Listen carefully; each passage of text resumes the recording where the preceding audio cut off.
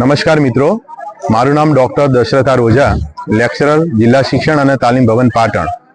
મારો ઇનોવેશનનો વિષય છે ગુણોત્સવના ગ્રેડ સુધારણા બાબતે મેં કરેલી કામગીરી.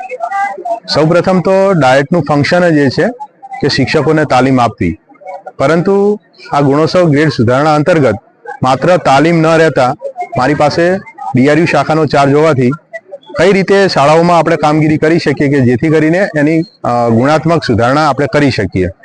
સૌપ્રથમ તો છેલ્લે જ્યારે ગુણોત્સવ થયો ત્યારે આપણા જિલ્લાની 60 જેટલી શાળાઓ જે હતી એનો સી અને ડી ગ્રેડ એ શાળાઓએ પ્રાપ્ત કરેલો.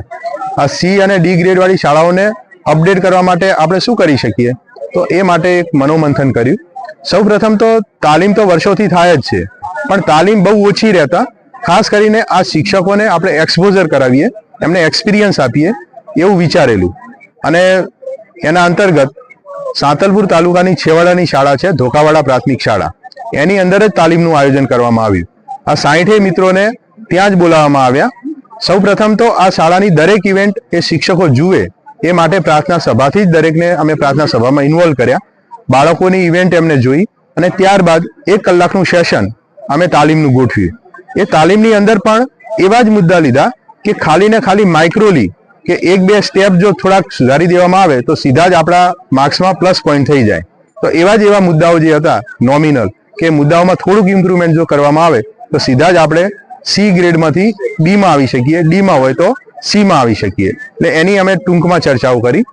રિસેસ પછીના સમયમાં જે 60 તાલીમાર્થી મિત્રો હતા એમની ટુકડીઓ બનાવી દેવામાં આવી અને એ ધોકાવાડા પ્રાથમિક શાળાના દરેકે દરેક કોર્નર એમાં કમ્પ્યુટર લેબ છે, પછી એમનું પર્યાવરણ છે, એમની પર્યાવરણ સંવર્ધનની પ્રવૃત્તિઓ છે, ઇકો ક્લબ જેને કહી શકાય, એનું રસોડું છે, એનું સ્વચ્છતા સંકુલ છે, એના જેટલા પણ લેબ્સ હતા એ બધા લેબ્સ જોવામાં આવ્યા. ત્યારબાદ એની શૈક્ષણિક કામગીરી શિક્ષકો દ્વારા જે શૈક્ષણિક કાર્ય થતું હતું એ પણ શિક્ષકોએ મૂલ્યાંકન કર્યું. આમ સમગ્ર દિવસના અંતે જ્યારે અમે છેલ્લે મળ્યા ત્યારે આ શાળાનો ફીડબેક પણ એ શિક્ષકો દ્વારા લેવામાં આવ્યો. લગભગ 90% શિક્ષકોનું કહેવાનું એવું હતું કે ધોકાવાડાની જે પણ ઇવેન્ટ્સ જે થાય છે એ ખરેખર ખૂબ સરસ રીતે થઈ રહી છે. ક્યાંક નોમિનલ જે સુધારાની વાત હતી એ પણ અમે ધ્યાનમાં લીધી અને ધોકાવાડા પ્રાથમિક શાળાને અમે એનાથી અવેર પણ કરી.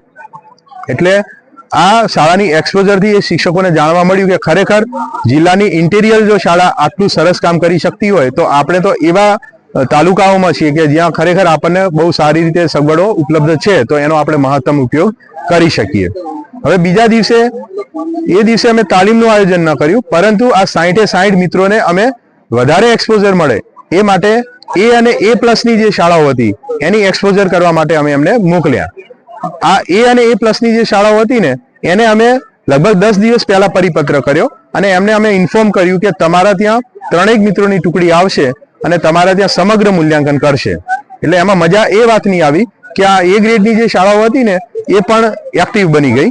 એમની શાળામાં જે પણ કંઈક આગા પાછું હતું, કંઈક ખૂટતું હતું, તો એ પણ એમને પ્રવૃત્ત બની અને એ વ્યવસ્થિત કરવાનો એમને પ્રયત્ન શરૂ કરી દીધો.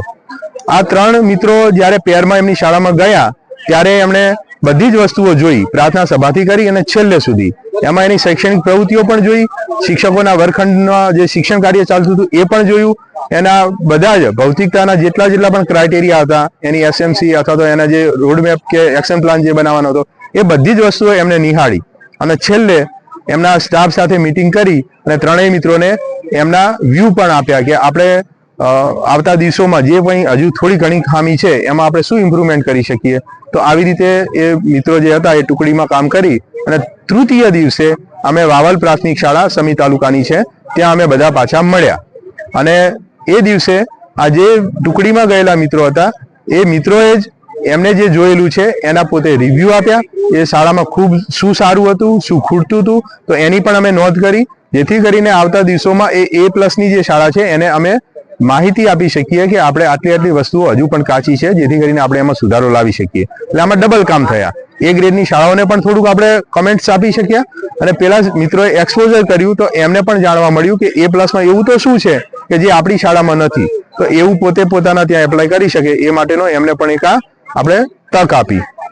હવે આ રિવ્યુ બધા થઈ ગયા પછી છેલ્લે અમે 2-5 અડધો કલાકની અંદર એ મિત્રોને એક્શન પ્લાન બનાવવા માટે આપ્યો કે એમણે જે એક્સપોઝર કરી હતી એને ધ્યાનમાં રાખીને એમણે શું શું એક્શન પ્લાન કરવો.